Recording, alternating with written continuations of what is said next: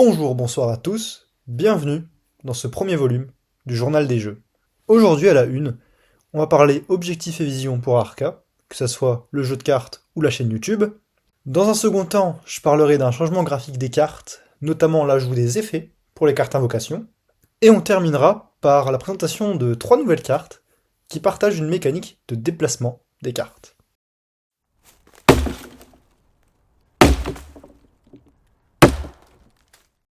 Ok, donc, ma vision d'Arca, ça serait que ça devienne un jeu qui soit stratégique, avec des mécaniques suffisamment variées pour que toutes les parties soient différentes, mais aussi un jeu qui serait équilibré.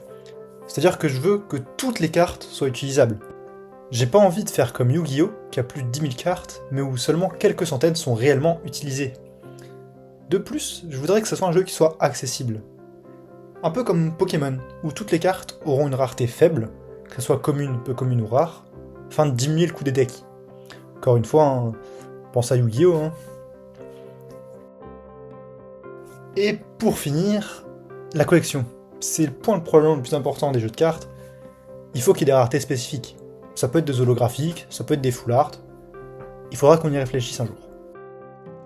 Ensuite, concernant la chaîne YouTube, il y aura 2 styles de vidéos différentes.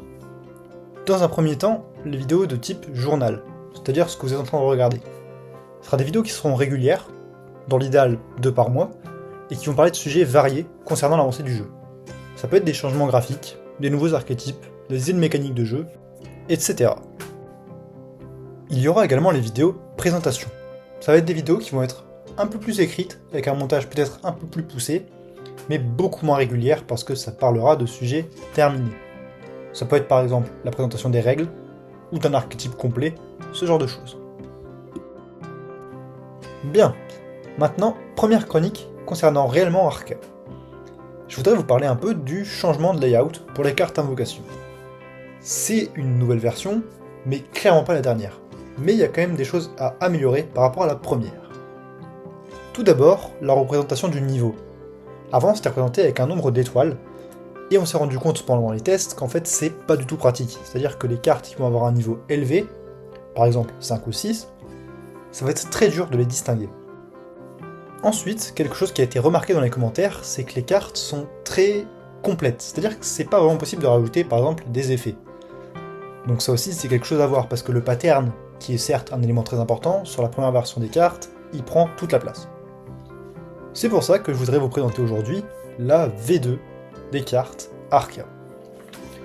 Comme je l'ai expliqué avant, on voit qu'il n'y a plus le nombre d'étoiles, cette fois le niveau est représenté tout simplement par un chiffre, sur une étoile, pour le reconnaître facilement. De même, on voit que le pattern a été mis en plus petit et sur le côté, pour laisser la place à un potentiel effet. Pour finir ce premier journal des jeux, parlons un petit peu de nouvelles cartes, et plus particulièrement de cartes qui vont tourner autour d'une mécanique de déplacement des cartes. Dans les commentaires, Hugo m'a suggéré une mécanique de déplacement des invocations durant la phase de préparation.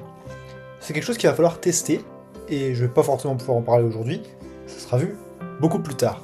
Par contre, ce dont je peux vous parler aujourd'hui, c'est la carte échange, qui est une carte atout, qui permet d'échanger la place de 2 cartes contrôlées par le même joueur. Cela va donc permettre d'introduire un petit peu plus de stratégie dans le placement des cartes, puisqu'on peut attirer une attaque, pour ensuite protéger son invocation de haut niveau, ou alors rendre accessible à une attaque une invocation de haut niveau adverse. Dans le même style, voici 2 nouvelles cartes invocation. D'abord, le pion diablotin. Le pion diablotin, c'est une carte clairement classique, une invocation de niveau 1 avec une puissance de 6, mais c'est la deuxième carte qui va la rendre réellement intéressante.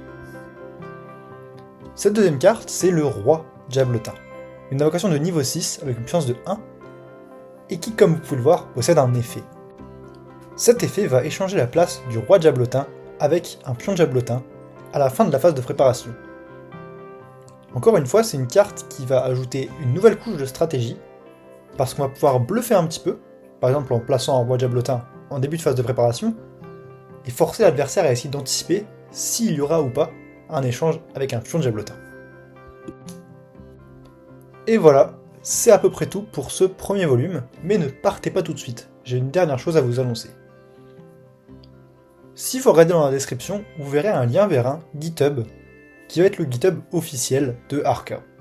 Ça va vous permettre de trouver plusieurs choses. D'abord, vous retrouverez le journal des jeux en format papier, c'est-à-dire globalement ce que je raconte en vidéo, mais juste en format PDF. Vous trouverez également d'ici la fin du mois les premières cartes d'Arca qui vous permettront de tester le jeu et donc de le faire évoluer, parce que c'est quelque chose qui va être très important pour moi, ça va être d'avoir votre avis, tout simplement.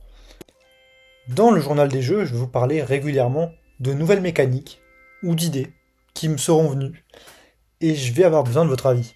Donc n'hésitez pas clairement à laisser un commentaire. Et pendant que vous y êtes, n'hésitez pas à vous abonner. C'était Ben, à la prochaine.